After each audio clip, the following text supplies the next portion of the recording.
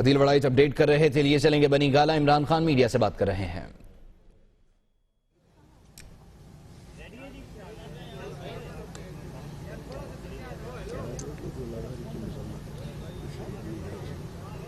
और बार बार मीडिया से भी इंटरेक्ट कर रहे हैं। इस वक्त एक मरतबा फिर बनी गाला में मौजूद हैं, मीडिया के सामने बात करने जा रहे हैं। 2 नवंबर का एहतजाज है और इस सिलसिले में राब्ते किए जा रहे हैं, मुख्तलिफ शहरों में भी जा रहे हैं। इमरान खान इस वक्त बनी गाला में मीडिया से बात कर रहे हैं।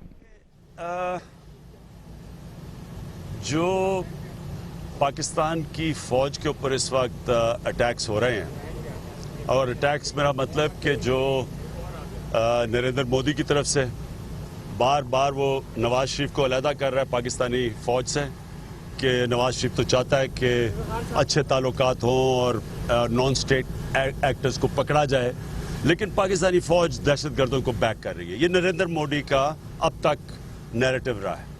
यही जो सिक्योरिटी लीक्स हुई हैं उसी में ये नवाज शरीफ का भी नैरेटिव आ गया और अभी तक किसी को पकड़ा भी नहीं है। यानी इतना बड़ा नुकसान पहुंचाया है पाकिस्तान की सिक्योरिटी को, पाकिस्तान की फौज को, ये सिक्योरिटी लीक्स जो हुई हैं, अभी तक ये नहीं पता कि किसने किया है, ये कौन इसका जिम्मेदार था। और आज कल आप देखें कि वही जुबान जो नरेंद्र मोदी बोल रहा है वही आज अमेरिका की तरफ से पाकिस्तान के ऊपर एक इशारा हुआ है कि जनाब ISI करवा रही है, जो भी अफगानिस्तान में दहशतगर्दी है उन्होंने ISI के ऊपर उंगली उठा दिया, और ISI का मतलब पाकिस्तान फौज।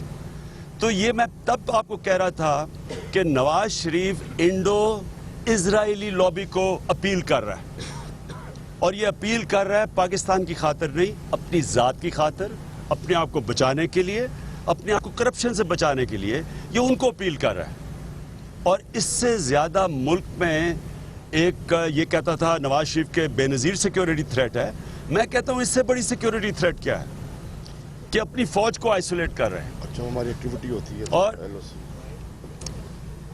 और एक और मैं हम चीज़ एक पैटर्न देख रहे हैं। आप हमारी पार्टी के अंदर आज बड़ी गुफ्तगू हुई है कि जब कोई नवाज शरीफ के खिलाफ एक्टिविटी शुरू होती है LOC के ऊपर कुछ होना शुरू हो जाता है, कुछ यहाँ धमाके होने शुरू हो जाते हैं या LOC के ऊपर कुछ होना शुरू हो जाता है। आज सुबह फिर पता चला कि बमबारी हुई है, एक बेचारी औरत शहीद हो गई है। तो इसका क्या कनेक्शन है, ये हम सारे आपस में सोच रहे हैं कि ये एक दफ़ा तो हो गया, 2 दफ़ा तो हो गया, लेकिन ये एक पैटर्न बन चुका है कि थोड़ा सा प्रेशर पड़ता है नवाज शरीफ पे तो कुछ ना कुछ हो जाता है, इसको बेल आउट करने के लिए कुछ सिक्योरिटी एक्टिविटी शुरू हो जाती है।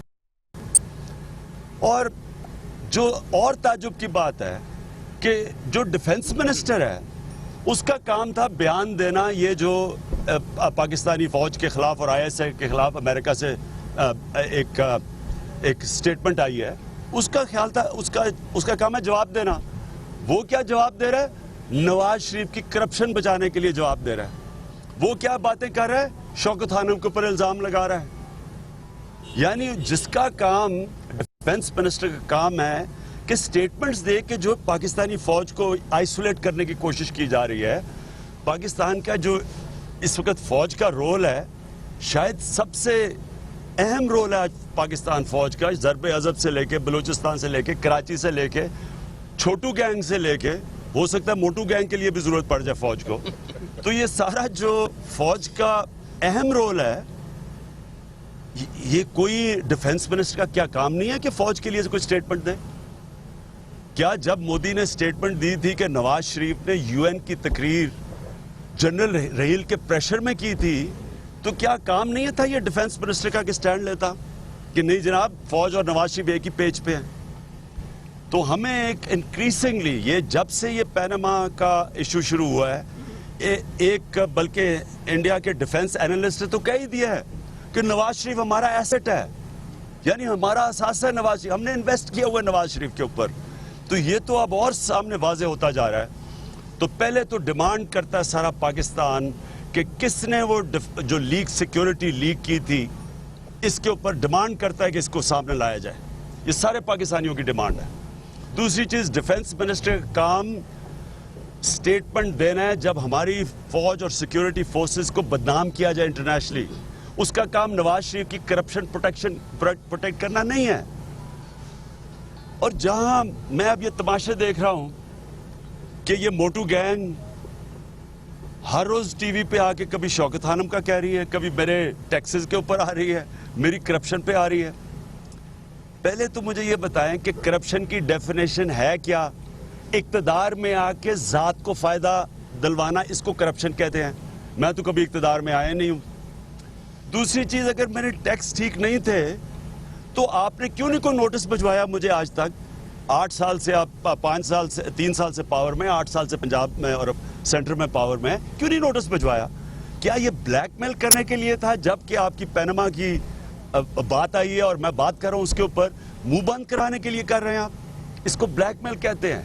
हुकूमतें इल्जाम नहीं लगाती, हुकूमतों का काम होता है एक्शन ले जबकि कोई जुर्म करता है।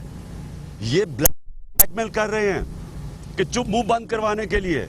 मैं इनसे 6 महीने से कह रहा हूं कि जो टीओआरस के ऊपर हम कह रहे हैं नवाज शरीफ का एहतसाब हो, मेरा भी साथ किया जाए। मैं तो 6 महीने से कह रहा हूं, क्यों नवाज शरीफ भाग रहा है? मुझे क्यों नहीं फिक्र एहतसाब करवाने की अपना उन्हीं टीओआरस के ऊपर? हालांकि मेरा नाम तो पैनामा में नहीं आया। सबको, सारे पाकिस्तानियों को ये चीज वाजे है, नवाज शरीफ इसलिए भाग रहे हैं टीओआर से क्योंकि नवाज शरीफ को पता है वो पकड़े जाएंगे। वो पकड़े गए हैं, उनके सबूत तो आ गए हैं पैनामा में, इसलिए भाग रहे हैं। मैं फिर से कहता हूं कि मैं तैयार बैठा हूं और इनको मैं कहना चाहता हूं कि खुदा के वास्ते एक अस्पताल को अटैक ना करो नवाज शरीफ की करप्शन बचाने के लिए। शौकत खानम एक पाकिस्तानियों का अस्पताल है, 4 अरब रुपया गरीब मरीजों के इलाज पे हर साल खर्च करता है। वो अवाम इत्मीनान दे रही है, भी उसको क्यों नहीं आप इसकी करप्शन मर्जी करें, से भी पैसा बना ऑप्शन के ऊपर कोई एक्शन लिया दिया था। बात है आया सिर्फ ब्लैक पीएम शरीफ गैंग के मुंह के ऊपर इनकी शक्ल से नवाज शरीफ ये ना आपको रोक लेंगे, देख लें जो दिलों में